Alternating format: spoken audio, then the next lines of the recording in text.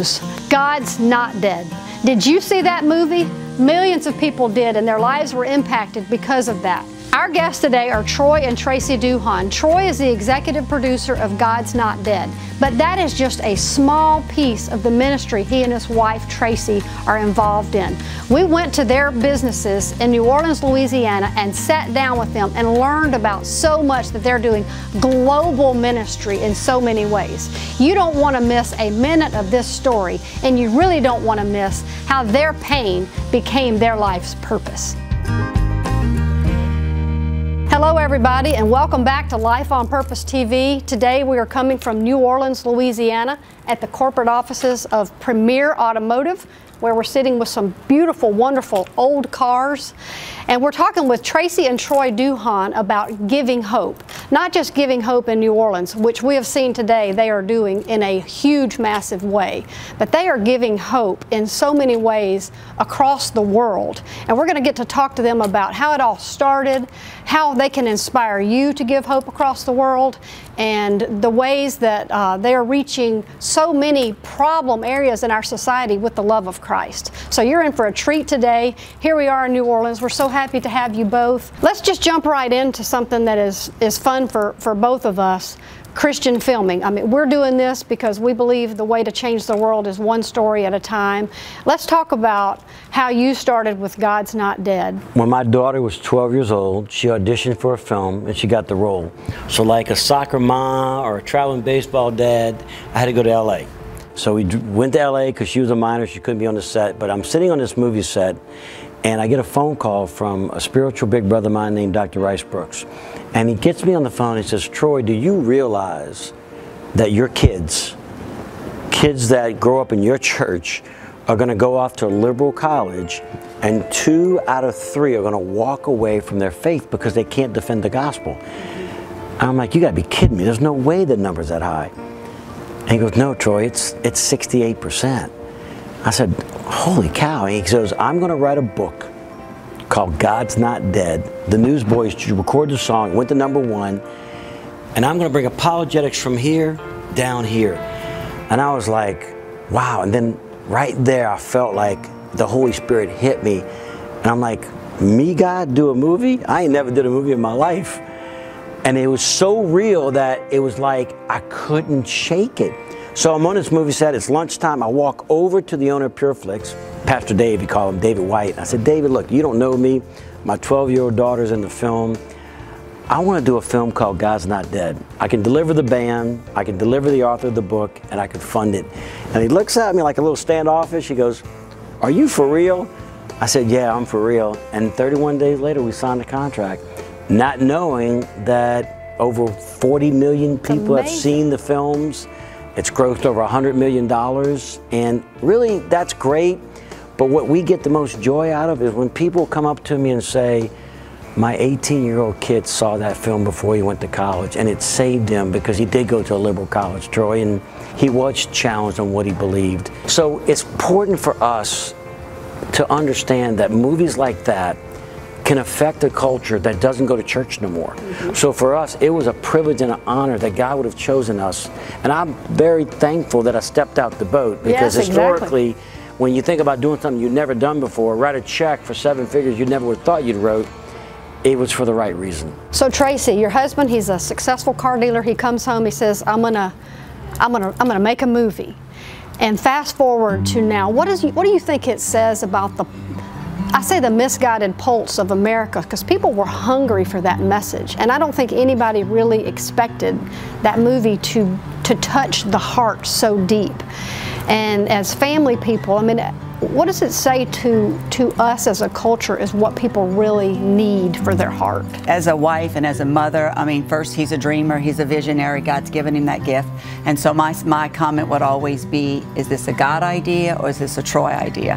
And so, but because of us being out of anything in our relationship is praying together to know what is God, and whatever is of God doesn't go away. So we can, it come, you know, that came about, and it was definitely different. It was different, but it also gave us an opportunity to say, okay, if it's much bigger than us, which it was, so much greater, then knowing God's in this and He'll work it out. Right after that film, we began to ask God, you blessed us, now what do you want us to do? And that's kind of what birthed Giving Hope was. Yes, God's not there with a great financial success, so our way of giving back is the orphanages we build, the people we feed, the rehabilitation centers we partner with, the community center we operate. A lot of that came from God's Not Dead. But it also inspired us to look for other injustices. My wife would always say, find the injustice that angers you or the passion that inspires you. That's what God's called you to do. So let's talk about 2004. I know a lot of times we as Christians, we really struggle with how to internalize pain, and you lost a son. You both struggled in your relationship with God. Your church prayed. You had all the right things in place to be able to receive what you believe would be the answer to your prayer. And you didn't get the answer that you prayed for. How did you wrestle with God and still come out stronger in your faith and as a couple? God is a good father, and He can love us right where we are. He can father us right where we are. He can pastor us right where we are, even if we're running from Him. And for a young girl who always ran to Him, and He was my foundation, and I dared to believe everything in His Word, even knowing 3 months into that first pregnancy that my son probably would not live.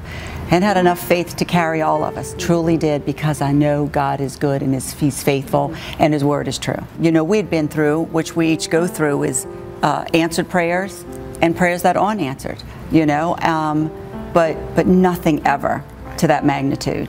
Because in my life, you could have anything in this world but my children. And it was the very thing I walked through not once but twice. And so then I had to come to the realization, honestly, the moment of, is God enough? And allow Him to love me back to life, which only a loving father could do. We live in a broken, fallen world, was my resolve, both Troy and I, that bad things happen to good people. And I know there's a question in there. There's a question you can wrestle with. Well, if God is God, then why didn't He? At the time, I love people and I love to touch the world. I didn't care to touch the world after that. It was like, you save them yourself, you care for people. The one thing I could not deny, neither of us, was that there was a peace and a presence that was in the midst of those situations that you can't deny. And that's what I would sit here and ask you, or ask someone in front of me. Whatever happens in your life, whatever's happened, there's a peace that when He is in your life and He's with you, you can't explain it. And you know that God is there, and He begins it, and He did. He began a journey of healing my heart, restoring my heart, that I could go back out and love people again. And Troy, you even said at one point in there, being the rebellious preacher's kid that you were, you looked back and thought, is it something I did? Am I being punished? And I think people get stuck on that. If something goes wrong, is this God punishing me? What have you learned with that question? You know, I always question that event, because why us? Why twice? What sin am I paying for? And you know, because I was devastated. I mean, the second time I was like, which was 2 years later, right? I'm like 6. And you know, and the good thing about having a church body that supports you, you have people that are encouraging you, have people that are praying for you, so you never really felt alone. When you go through a devastating event, you never want to go through it alone. And the good thing is our church never allowed us to feel that way. And then there was a peace. So yeah, there was pain, but then there was peace. And we had started the adoption process. I would have never had adopted. We have a beautiful Chinese daughter named Anna, and we would have never had adopted had that not happened. And now we have 2 beautiful girls, because the doctor told Tracy not to do it again, not to try again. And I call her Mother Tracy. You don't tell Mother Tracy no.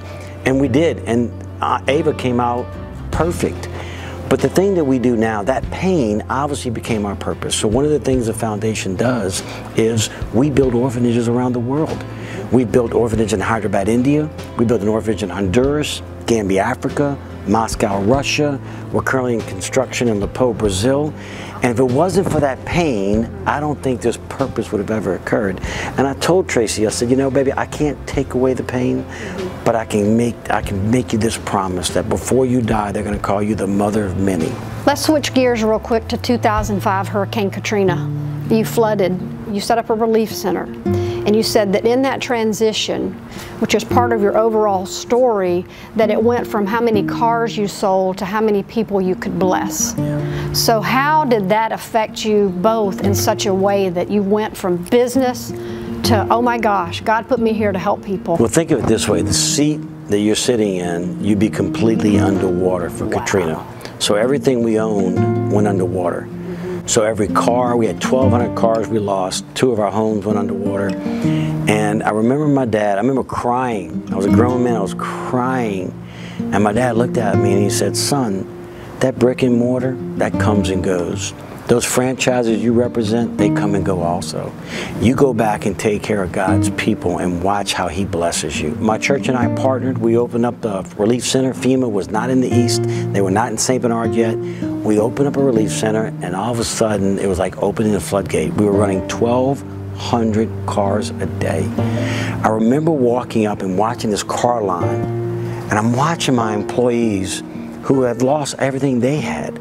And they wasn't pulling the sheetrock at their house. They were serving these people. And I could see joy. I could see smiles. I'm like, this is what it's about. And I told my dad, I told my wife, I don't care for the rest of my career. I want to give back because that's what it's about. And that was kind of what birthed us taking Giving Hope to a whole new level. Running those cars, feeding those people. Now today we operate a Second Harvesters food pantry right here. They'll cook 1,100 hot meals today. They'll serve all the seniors that live in assisted living centers. They feed the kids after school. We give away close to 2.5 million pounds of food a year. We pick up at Winn-Dixie, Walmart, Rouse's, the second military commissary, and we recycle all the stamped out food. ESPN was here and they were filming a segment with Michael Thomas. And I had 3 ladies walk up to me. 3 ladies that were probably about 80 years old. And they said, Mr. Duhan, thank you so much, because I don't know what I would eat if you didn't feed me. Wow. But when I hear that, it just strives and motivates me to want to do more. Now that you have a global perspective on Christianity, faith, families, pain, what do you say that is the common thread that could bring us all together? We're a divided nation, we're a divided world. We need to be together as a body of Christ. What's the simple things we can do to really create something that the world can see? The 2, when you say simple things, would be prayer. Prayer. And would be love. No matter where we travel, all over the countries, it is love will speak universally. Showing love will speak when you can't speak anyone's language. Some of the people we've connected with, you can't speak their language, but you see the love for the Lord and the love for people. And that's what you connect to. It is a hurting world, and a lot of people carry a lot of pain. So until forgiveness occurs, nothing happens. So you have to learn to forgive. As a Christian, you've been forgiven, so why not you give forgiveness? So you have to forgive, and when you do that, then miracles come. God shows up every time. What is next for your Hope expansion and Hope Heroes? So we do a big event November 8th at the Hyatt Hotel. It's called the Giving Hope Gala. And there you get a chance to see the orphanages that we build. We do a ribbon cutting of our 6th orphanage, which will be in Lepo, Brazil. So it's a very poor part of Brazil, and we partner with a gentleman who supplies water to 61% of the country of Brazil. So anybody can come to the gala. And you know, a lot of people realize, or we try to tell people, when you go to a nonprofit event, it isn't always about money. Because you can be the hands and feet. Because we want you to bless people. And some of the greatest stories we have is people who volunteer here at the food pantry and they serve a 91-year-old World War II vet, or they serve a mother of 4 who never, hadn't seen her husband in years. I mean, there's so many great stories. So you don't have to just give money. You can come in and do a Giving Hope volunteer day, and that will blow. I mean, that has touched so many people. And there's organizations that come in. Yes. Yeah, organizations that come in and do a Hope Day. We have a Giving Hope Day where like companies come in as a team and they prep the food, they cook the food, they deliver the food, they serve the food, and then they eat with the seniors. And it's an incredible event. What would you say to someone at any age about feeling a sense of, if you don't feel a sense of purpose, how can you still muster up, put one foot in front of the other, one day at a time, and do that, which leads to that sense of fulfillment. Everyone has a purpose. Yes. And you have to find out what is my purpose from the Creator, because that's why you're here. You were created to be here for a purpose.